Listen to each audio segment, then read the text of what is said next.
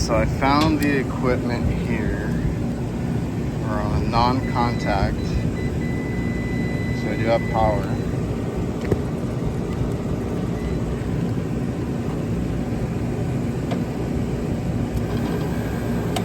Just not calling, and he mentioned something about refrigerant, so let's check the charge real quick. I checked both sides. I forgot my depressor because I haven't fixed my probe yet, but my high side probe. But 10 psi in the whole system, so I'm gonna have to do a leak check real quick. Not seeing anything crazy.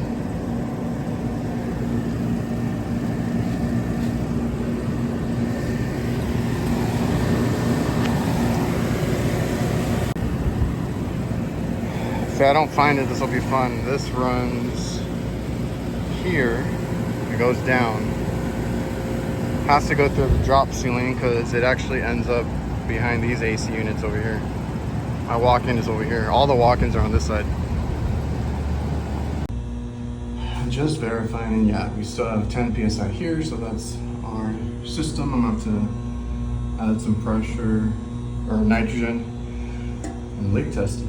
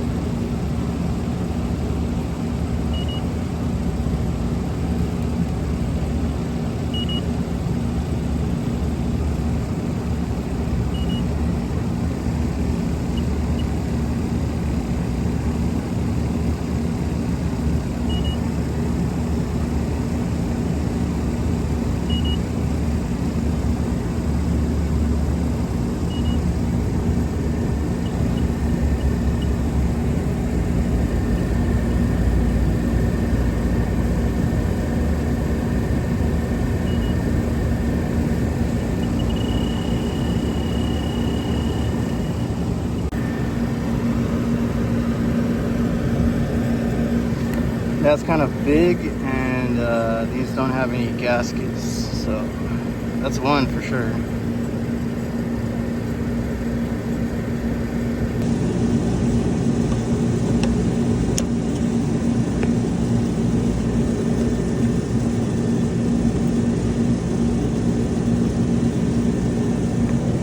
Yeah, we gotta replace that.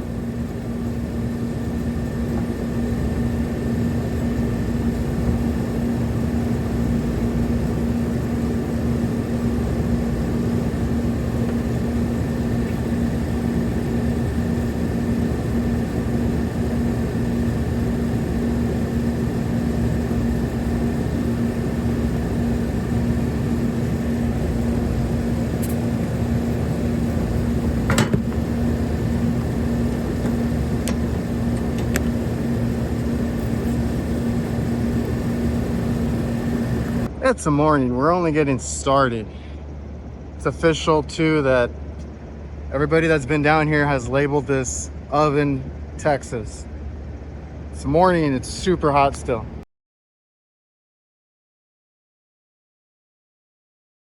God almighty, there has to be a heat advisory today or something. I thought we were coming here to meet and talk, but he put us to work. So on that walk-in cooler, could not for the life of me find anything. So it went off here and there. They probably need a new unit as far as like the evaporator and stuff, but there's no major leak. What I did is I left it under a pressure with a nitrogen and a little bit of 404 as a tracer. Went off here and there, but nothing bubbled up, so nothing crazy. We changed out the Schrader because it was dumping out. You can imagine once it's full of refrigerant how much is coming out of that port.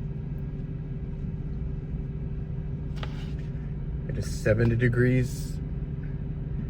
It is 70% humidity. Maybe that's why there's no wind, or not much at all. So yeah,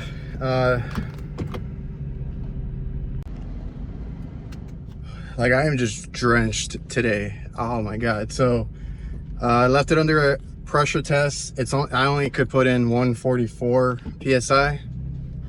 So unfortunately, because I ran out of nitrogen, hopefully they're not out at the supply house, because there's every time I go there's a shortage. But 144 is decent. I wanted 200, but we'll deal with that. Replace the Schrader just in case that was the leak, even though there's probably others. And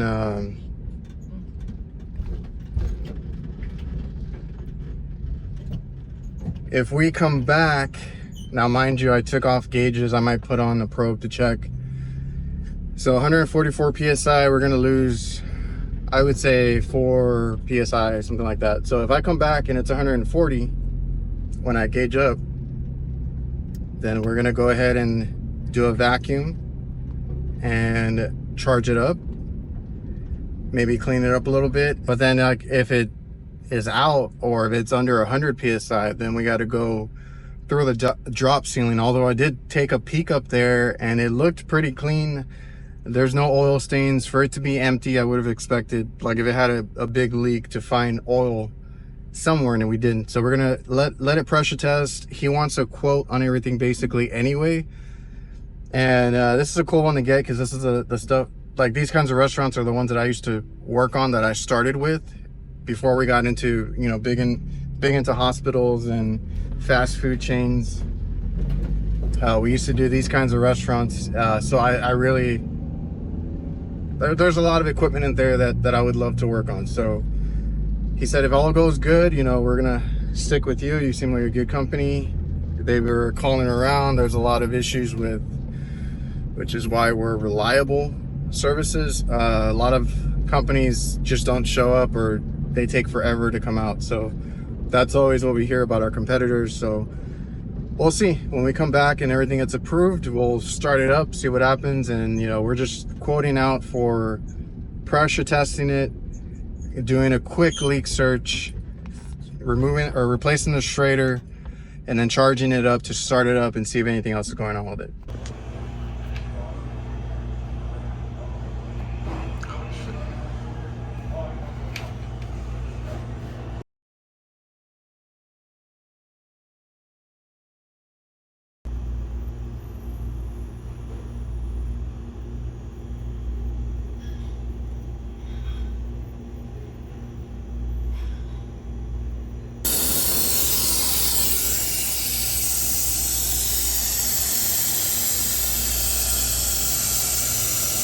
All right, we're working out the truck today. I brought my die kit just in case, but I don't think we need that. Vacuum pump. So I was doing a mini split. Got to change out the 516 real quick. just an adapter on the field piece because I was. So you can change this out. And I don't need two fittings. I got 1/4 inch and 5/16 mini splits and regular units. Just put that on there.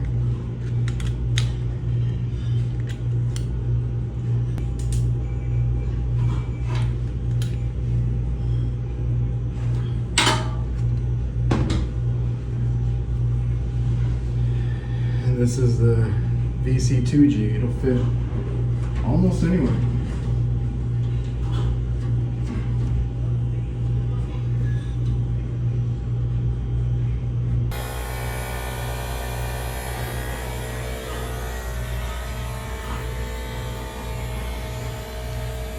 Hopefully they don't lock me out.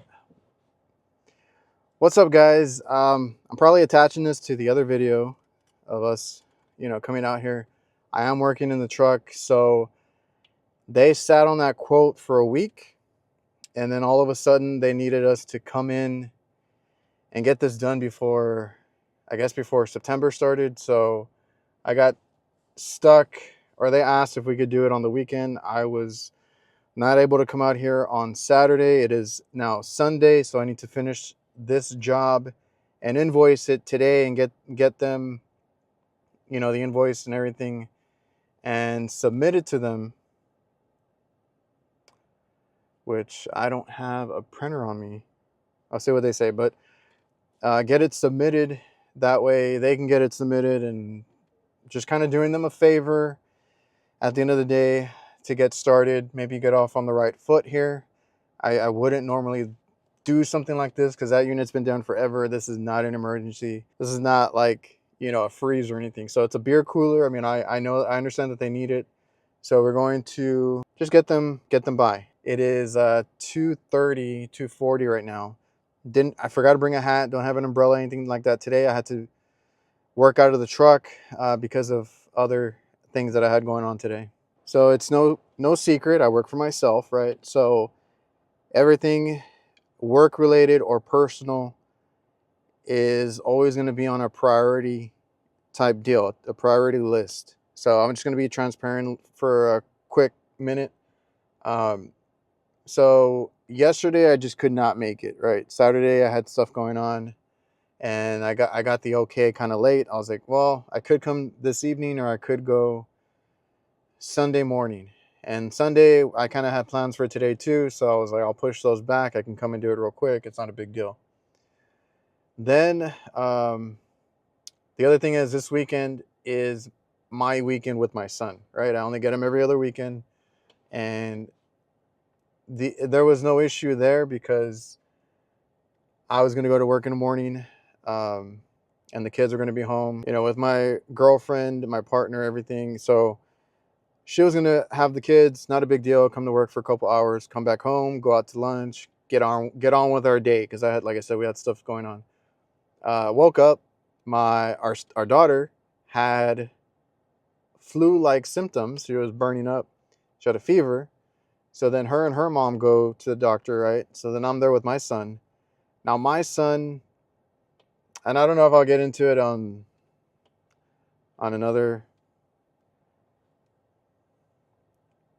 I don't know if it ever comes up, I'll talk about it. But my son has a condition, and per doctor's orders, the best thing I can do for him is make sure he gets enough sleep and he is stress-free, which not a big deal.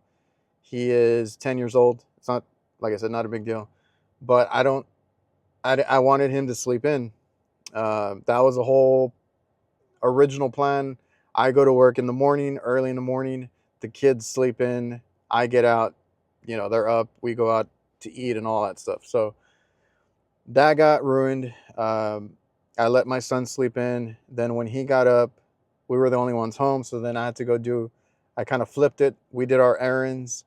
I had to go pick up refrigerant because I had just ran out on Friday. I had to go to our shop, which is 25 minutes away from me. So we had to go to the shop, get it. And then it was Sunday, so he was going home today. So I took him back to his mom's. then I came to work, right? So whole ordeal is why or change of plans is why I am here on a Sunday afternoon. It's super hot. I forgot my hat, so I'm not trying to be on the roof too much. But yeah, and I would not have wanted this on the weekend whatsoever. I have a lot of calls during the week anyway, but I could have scheduled this, been a little bit more prepared to, like, if a leak comes up, I can do the repairs and not be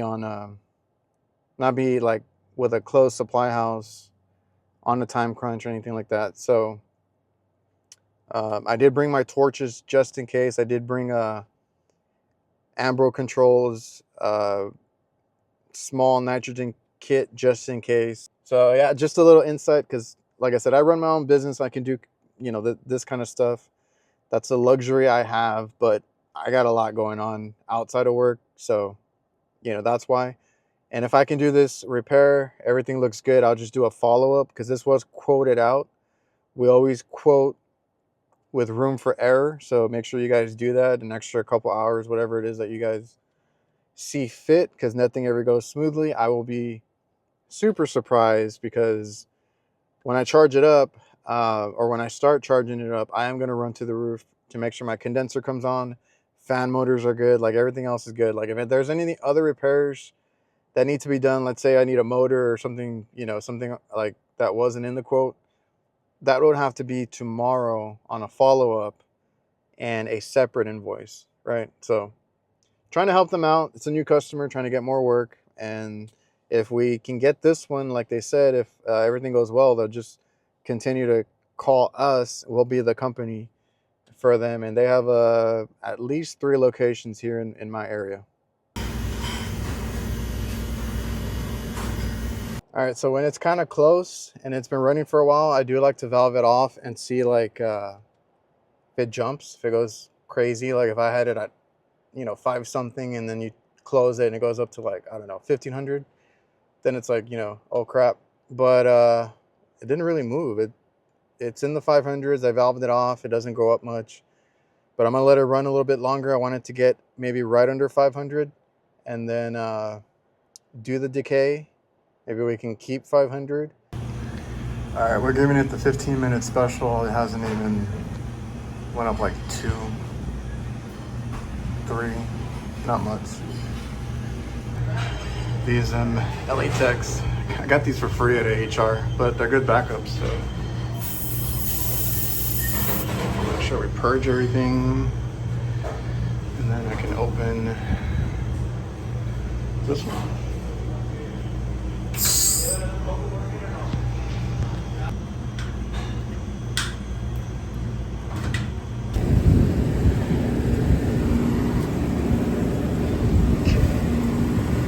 I'm gonna hook up a high side probe just to make sure nothing weird goes on.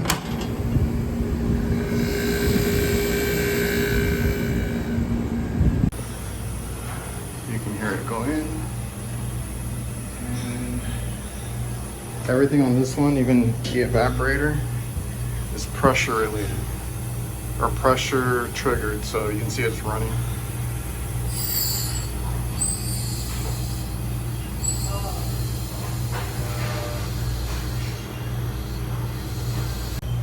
I'm sorry, I think that's temperature. So it probably has a sense of coil being cold first, because I'm not gonna move that right now.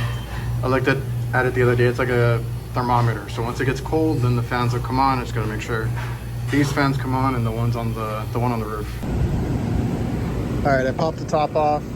This, I think, tripped. Turned off the power for now. So this is a universal motor. Usually it's purple, which is connected.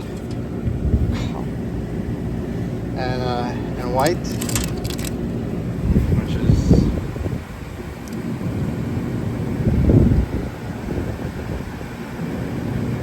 somebody, okay, it just twisted off, broke. So fix that.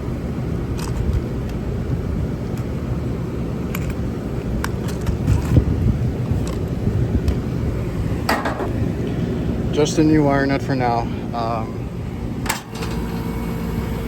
There we go. All right, cool. All right, so that's our fan delay, right? See the capillary goes in the, what are all those jumpers? Jesus, dude. I didn't even notice that. See, it goes in there. It's already frozen or frosted. Actually, let me check the voltage first.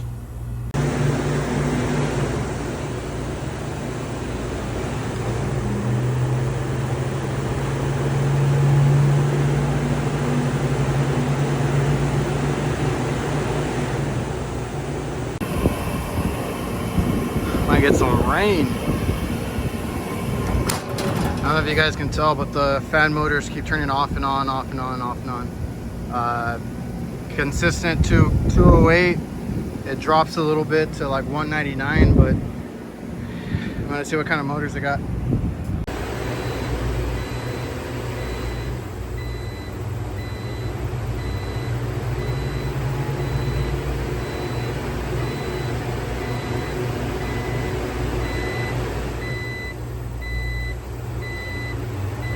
All right, so that's the kind of leak that you find with more pressure in the system.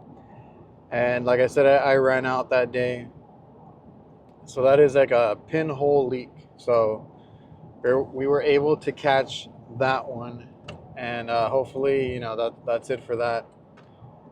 We were able to close out that invoice because that was just from it being, you know, basically flat. Our quote was for a leak search and repair, and adding about 10 pounds of Freon refrigerant for those that it bothers. Adding the 10 pounds because it does run across the building. Walking is on one side, the condenser's on the other. But get all that submitted by 5 today, so he was able to send that out. So we'll get, you know, they're happy because of their budget situation. That's a big invoice for a lot of different things that it covered. I told them the only thing is now, I'm not going to do it today, so we're going to be back in the morning again. I don't have any motors on me or anything because I could have tested out. The easiest way is just to test out another motor, right? Plug it into where those leads go and see if I can get a motor off of my van to stay on, right? Just to work. And then I initially thought it was that old mechanical temp controller it had, but no, that was doing fine. I did move it and try to keep it on. I was getting a constant, I think it would dip, but it would only dip to like 198 unless my meter's not quick enough to catch it. Yeah, I told him I'll test it in the morning. You know, I got you that done today. Got you the rest of it done today. We'll test that in the morning.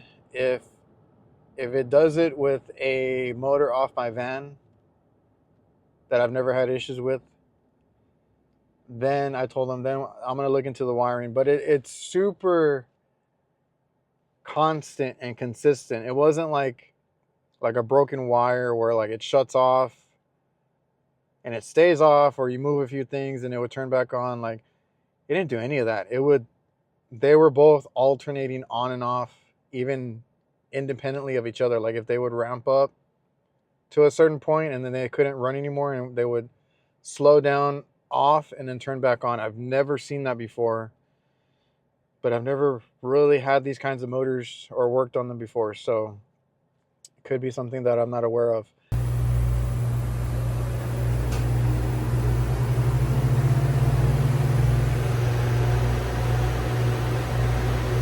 All right, so just really quick, I hooked up a regular 9721 motor that we use across the board, universal motor for those evaporators.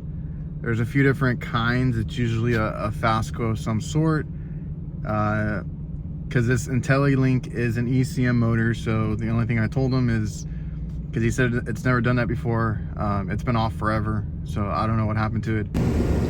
So everything wants to give out. I think that that contactor I heard like a weird noise from it, but it works.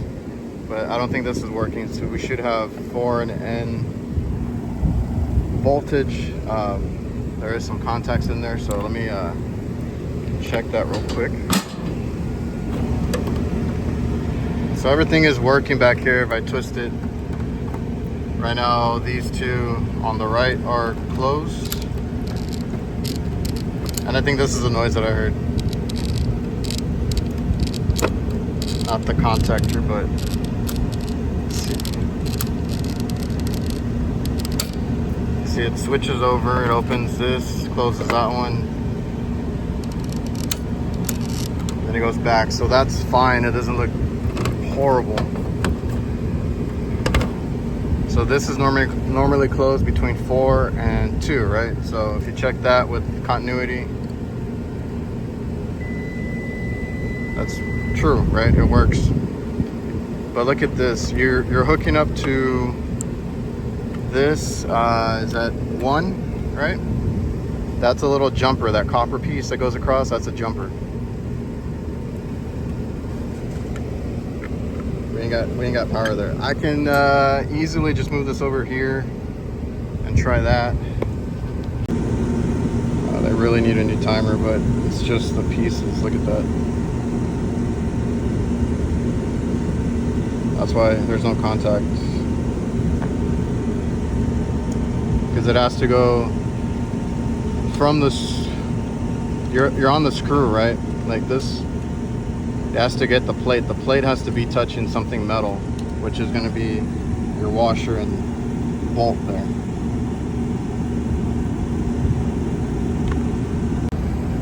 I closed it up already, but I just bypassed it here. Instead of having them on 4 and 1, I put them together. And then I'm going to turn it on. See if it comes on. Okay. I turned it off already, but I think that was it. I'm not even gonna lie, I was already getting ready to put the other motor in. I even picked up the brackets that would have worked here. I'll explain these, but that usually mounts from the front, but this one goes all the way to the top there. So I was gonna have to mount it to the little casing here for the wires. I already had my Wago clips, but yeah, I just decided to double check because this time I was actually losing power. Last time I wasn't, so it was like an intermittent issue, and now I got to just put everything back. They're not going to need motors. They're going to need the timer. I wasn't getting proper contact all the way through.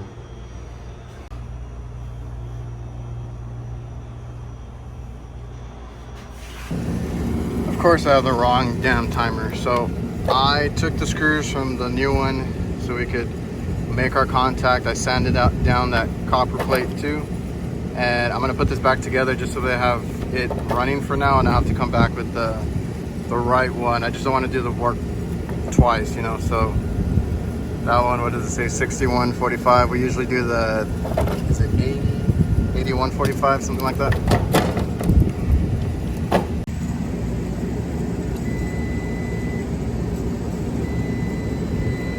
Good to go. Stuff happens. I feel like it always happens with a new customer because you don't know the history. You're going down this rabbit hole and you're trying to make a good impression, and then you go down chasing your tail sometimes. So glad we figured it out. I'll have to come back. It's Friday. I mean, as long as it works, they'll be happy, and I'll just, you know, tell them that I'll take care of it when I come back again. I'll just tell them I'll take care of it when I come back again, because it's a cooler. So if it was a freezer, I would need it right now, but it's a cooler. It shouldn't ice up. So yeah, they haven't turned off. I still got to finish charging because I couldn't do it without the fans on. So we're gonna just go about it.